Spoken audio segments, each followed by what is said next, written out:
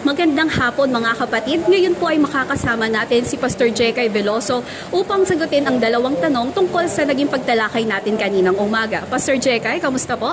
Magandang umaga, kamusta rin? Okay no? Mabuti naman po. Ngayon po para sa una pong tanong ay paano po natin i-manage ng tama ang ating finances in biblical way po? Yan.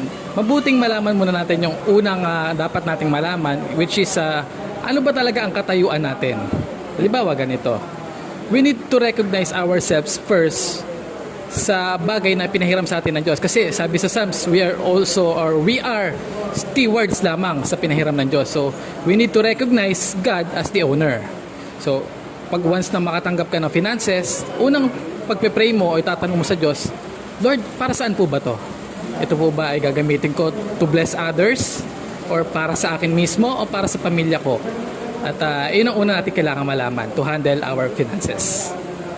Maraming salamat po. Para naman po sa huling tanong, paano po ba natin makakapag-ipon sa langit ng ating mga kayamanan? Sabi ng Matthew 6:19 to 20, do store ups sa treasure ng heaven, not on the earthly things. Ano ibig sabihin nito?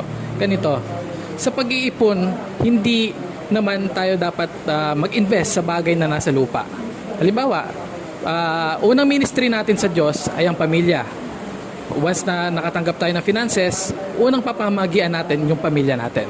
That is the greatest ministry na binigay sa atin ng Diyos.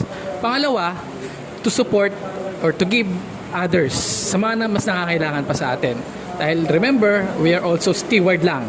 Hindi sa atin yung pera, pinahiram lang sa atin or pinadaan lang din sa atin ng Diyos. Pangatlo, invest in mission, especially in mga church programs. Kung gusto nating makasama pa yung ibang tao sa langit, of course, kailangan natin tumulong sa panggastos ng buong church at ng buong kikilos para maisama natin ang ibang kaluluwa pa. Yun lang.